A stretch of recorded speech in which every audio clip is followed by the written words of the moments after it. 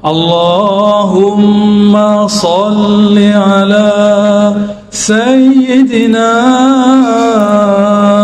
Muhammad. Assalamualaikum warahmatullahi wabarakatuh. Jumpa lagi. Al-awwal,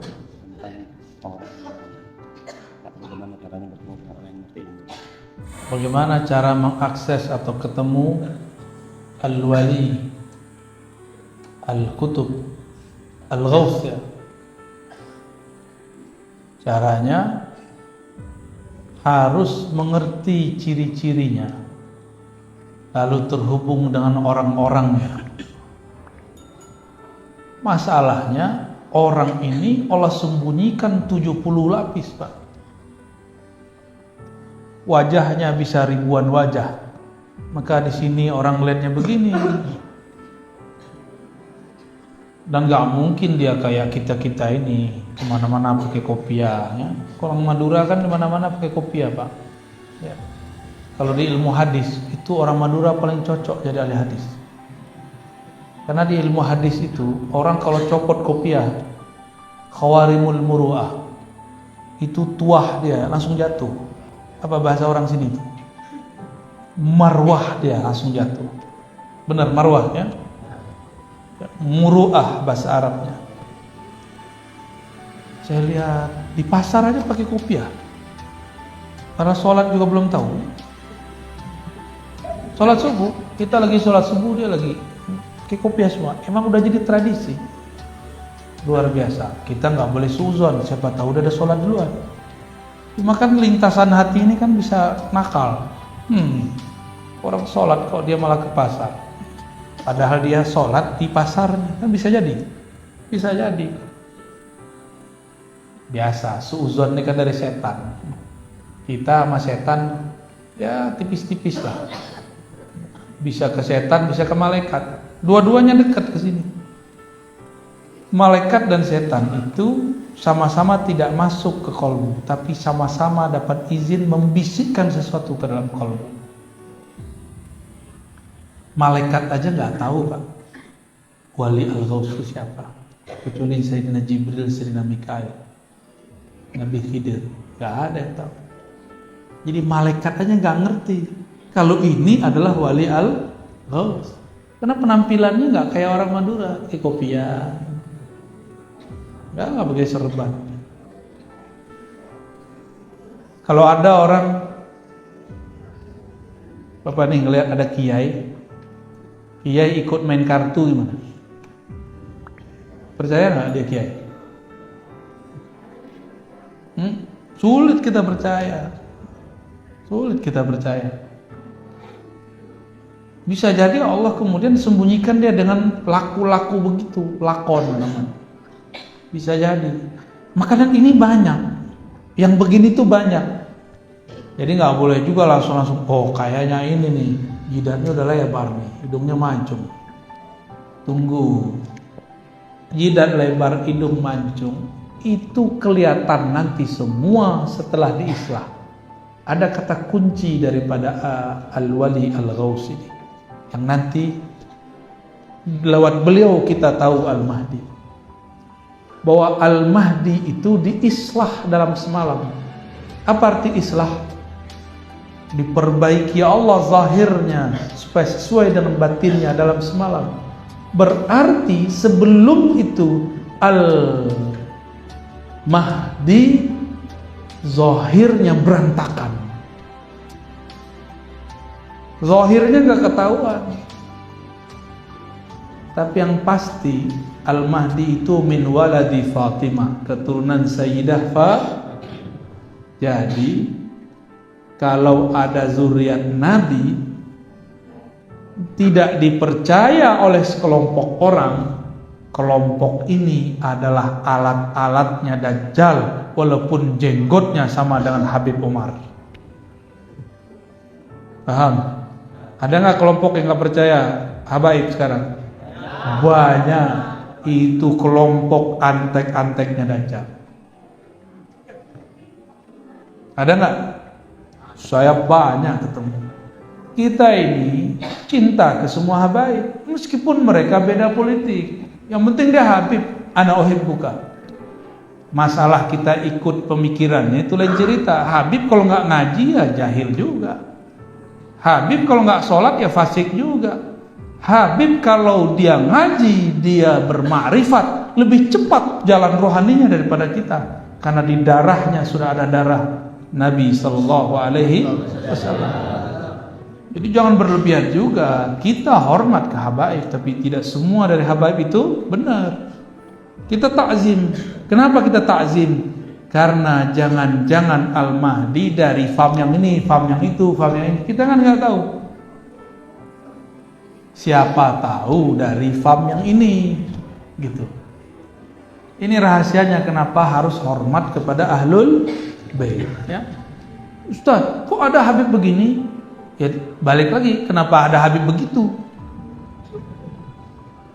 Apa hak kita melarang Habib A harus begini, Habib B harus begitu? Kan gak ada. Berani nentang Habib Lutfi? Berani nentang Habib Rizik? Ini dua orang udah beda loh, sama-sama Habib. Bener gak? Bingung gak tuh? Pasti bingung. Ada Habib Jindan, beda lagi. Ya, ada siapa? Habib Bahar, beda lagi. Ada Habib Al-Manduri, beda-beda tuh Habibnya. Ada Habib yang ali, baca kitabnya bagus. Tapi kalau di Pulau Jawa, saya nggak tahu di Madura, karena ini baru hari ketiga saya di Madura, jadi belum ngobrol-ngobrol banyak. Di Jawa ada beberapa fam habaib yang disembunyikan oleh kiai-kiai. Dia nggak mau dikenal sebagai Habib. Karena kalau sudah dari Habib, berat. Tapi terlihat nanti nikahnya pasti lingkaran mereka. Ini ciri-ciri habaib itu begitu dari dulu. Kalau nikah pasti lingkaran-lingkaran mereka. Maka saya curiga kiai-kiai di Jawa yang asli, di Madura yang asli, kan nikahnya muter-muter aja. Anak kiai ini nikah dengan anak kiai itu. Itu sama dengan fikih para habaib, kufu namanya. Syarifah dilarang menikah kecuali dengan syarif. Walaupun itu tidak masuk ke Quran dan Sunnah, tapi dimasukkan dalam fikih kufu. Ya boleh kita berbeda di situ, tapi jangan mencari perbedaan yang panjang. Jadi gimana caranya ketemu? Jangan jauh-jauh dari Sayyid Habib, kan? Tapi ini pasti Habibnya bukan Habib yang terkenal, gitu. Pasti bukan namun yang terkenal ini kita takzim. Siapa tahu di belakang dia. Siapa tahu bukan pro Habib A, bukan pro Habib B. Dia pro sendiri karena dia seorang wali al-Ghaus. Dia nggak butuh dengan kita. Kita yang butuh dia. Ini yang banyak kan ustadz butuh jamaah, bukan jamaah butuh ustadz. Paham maksud saya? Jamaah ngerti apa sih? Kok bisa nyetir-nyetir ustadz? Ustadz kok mau disetir sama jamaah? Akhirnya kacaulah ustadz ini dengan ustadz itu karena jamaahnya berbeda. Saya berharap kepada para kiai, ya, para lora, para gus, punya pendirian yang jelas. Meskipun umat tidak ikut kita, nanti akan Allah pilihkan mereka yang ikut kita. Gak usah kemudian ngikutin selera jamaah. Jamaah ini berubah-ubah tergantung berita, ya. Beritanya bukan langsung dari pemberitaan, beritanya lewat WA. Sungguh bener aneh zaman ini. Itu bagian dari Dajjalun, Pak. Kebohongan-kebohongan itu dimulai sekarang dari WA, dari YouTube. Hati-hati. Jadi hindari, Pak. Saya sudah mengurangi baca WA. Bahkan saya ngelihat handphone itu kayak ancaman. Jarang buka udah. Apalagi berita-berita di grup, ngapain dibaca? Baca kitab kek. Kok tulisan yang dibaca tulisan di WA. Jadi orang kita ini rajin baca WA. Kitab disuruh baca langsung ngantuk. Saya nih buka kitab di sini pasti langsung ngorok. Pas udah subhanakallahumma wa bihamdika melek lagi. Coba aja kiai-kiai kita buka kitab pada tidur, ya. Pengennya ngaji sambil ngerokok. Mungkin ngerokok lah Ustaz, ya. ya nggak masalah, cuma kan kurang sopan aja. Baik. Jadi jangan jauh-jauh dari zuriat Rasulullah. Tapi bukan mereka yang terkenal itu, tapi biasanya yang mastur. Ini cluenya segitu doang Pak, bisa dijelasin. Karena saya juga sedang progres Pak. Terus saya ngomong begini, nanti banyak dulu yang GR, akulah yang dicari Ar-Razi. GRNT ya. Di akhir zaman itu ada kata kunci, saya sudah sebutkan di banyak tempat, mungkin di sini baru pertama kali. Di akhir zaman ada khilafah ala minhajin nubuwah. Kekhalifahan itu minhajnya, sistemnya, cara membangun dan kerjanya sesuai dengan manhaj kenabian. Manhaj kenabian itulah kalau diturunkan disebut ismi. Ismuhu yuwati usmi. Isim dia, sistem ilmu dia sama dengan ilmuku. Enggak pakai ini,